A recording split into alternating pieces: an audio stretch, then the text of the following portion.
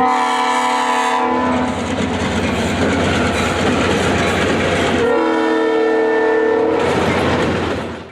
December 26, 2020, and a few friends and I decided to spend the day after Christmas on CSX's Mohawk subdivision. With a busy day full of trains ahead of us, we hit the road and arrived in Amsterdam before anything good came.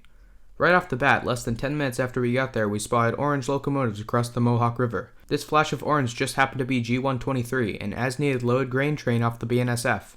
If we had arrived 5 minutes later, we probably would have missed this one. In addition to the foreign power, I think this may have been the first ever G123, as CSX changed a lot of New York grain train symbols before we went.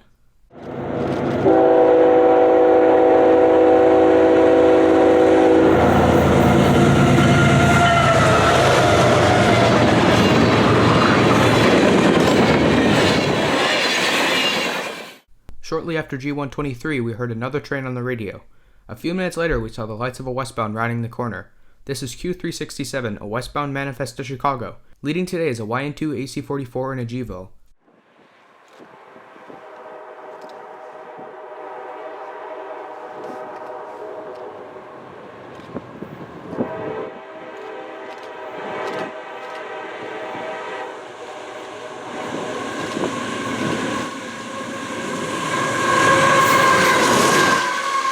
While 367's cars were passing, I went back to the car to get my drone, which I got the day before for Christmas. While I was getting my drone set up, a gust of wind from the train knocked my tripod over, breaking the screen free from the body of the camera. Despite the camera still functioning normally, I wanted to play it safe and not try to use it for the rest of the day.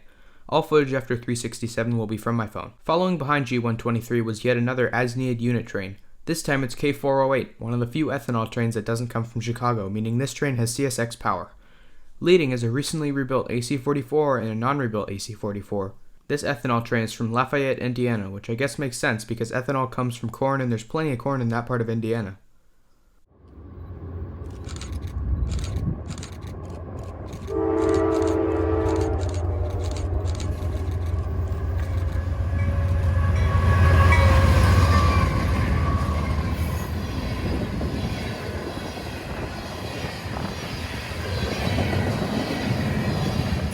Soon after, we got another westbound, Q205, westbound autoracks from East Brookfield, Massachusetts.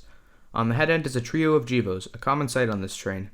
Q205 is mostly empty autoracks heading back to multiple automotive facilities around the country, including Honda in Pottersburg, Ohio, and Ford in Louisville, Kentucky. This train also picks up autoracks with cars from around the country in Louisville, in addition to the aforementioned ones it picks up en route. The eastbound counterpart of this train, Q264, has Chrysler, GM, Honda, Toyota, Nissan, Hyundai, Kia, Subaru, Volkswagen, and General Motors products, which includes many brands such as Dodge, Chrysler, Fiat, Ram, and Jeep, Honda and Acura, Toyota and Lexus, Nissan and Infiniti, Subaru, Volkswagen, Audi, and Porsche, and Chevrolet, GMC, Cadillac, and Buick.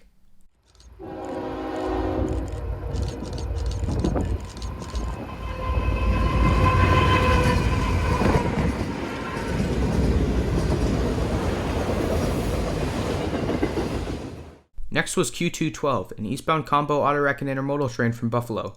I believe Q212's intermodal cars are from Q166, which terminates in Buffalo, but I could be completely wrong on that. And its autoracks come from all around the country and are bound for the Doremus Auto Ramp in New Jersey, which unloads Ford, Nissan, Chrysler, GM, and Toyota products.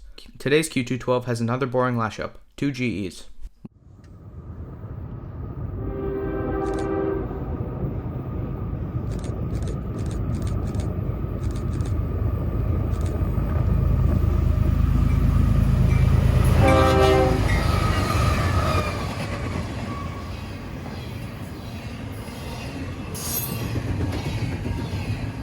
Later on, our first Amtrak of the day, 284, symboled on CSX's P284, rolls in. Today's 284, despite appearing to be common, is somewhat uncommon. Generally, all Empire service trains are powered by a dual-mode P32 AC DM, but today's has P42 number 106.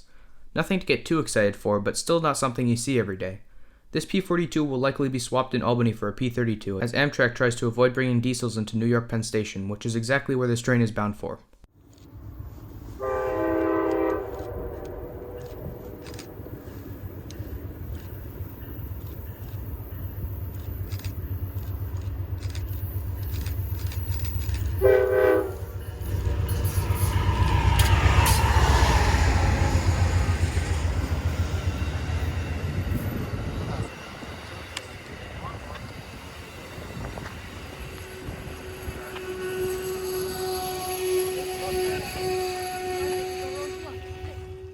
Next up was Q363, a westbound manifest to Avon, Indiana. 363 is one of the strange trains on the Mohawk that has good power eastbound but not westbound. The eastbound counterpart of Q363, Q364, often has interesting locomotives coming from the Midwest, but the westbound gets a different treatment from the power desk. It's usually just 2 GeVos, with today being no exception.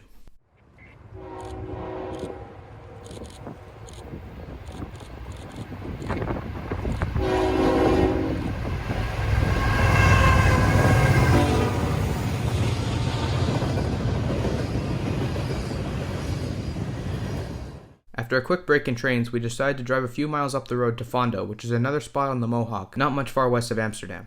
We were only here for about an hour, and during that hour we saw 2 trains.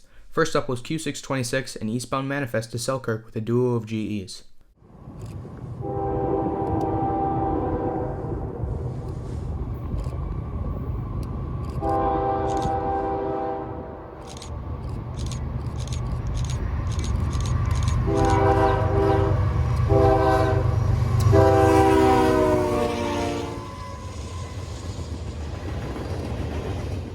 Second was P281, a westbound Empire service, which has a P32 this time sporting the unique Phase 3 Empire service livery.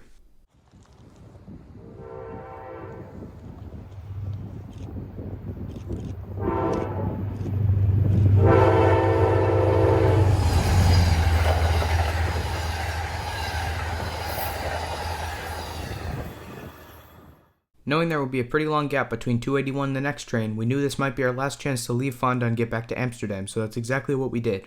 We headed back to Amsterdam in time for XO19 and extra QO19. QO19 doesn't regularly run on the Mohawk sub, as it's a Worcester, Massachusetts to Selkirk, New York intermodal that combines with Q003 to Chicago. Due to train cancellations on Christmas Day, Q003 was not running, and the high priority stacks from QO19 needed to head to Chicago. This resulted in an extra QO19 that ran on a line that QO19 doesn't regularly run on. This train certainly didn't make CSX much money, as it only had a whopping 26 intermodal wells, but it got the job done, getting the stacks to Chicago on time.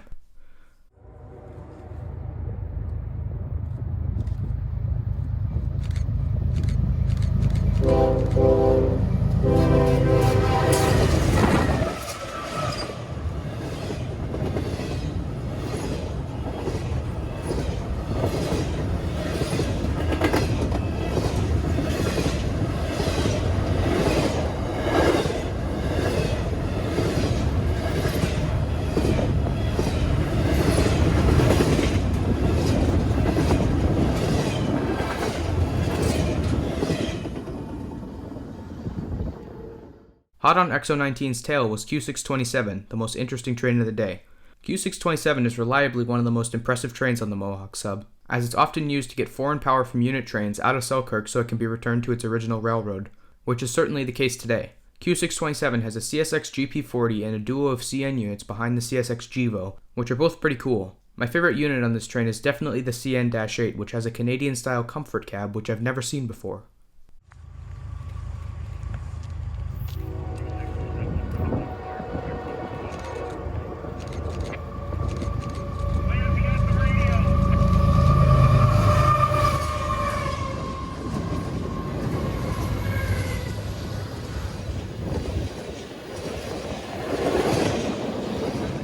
After Q627, it sounded like there were no more trains coming for a while, and we wanted to get headed home anyway because it was super cold. So knowing we had extra time to get home, we made a stop in Chatham, New York, a spot on the west end of CSX's Berkshire sub for Q427, which tends to be quite boring except for tonight. This 427 has a GP40-2 third, which is pretty common for this train, but more importantly, it had an empty continuous welded rail train from the South Coast Rail program in southeastern Mass.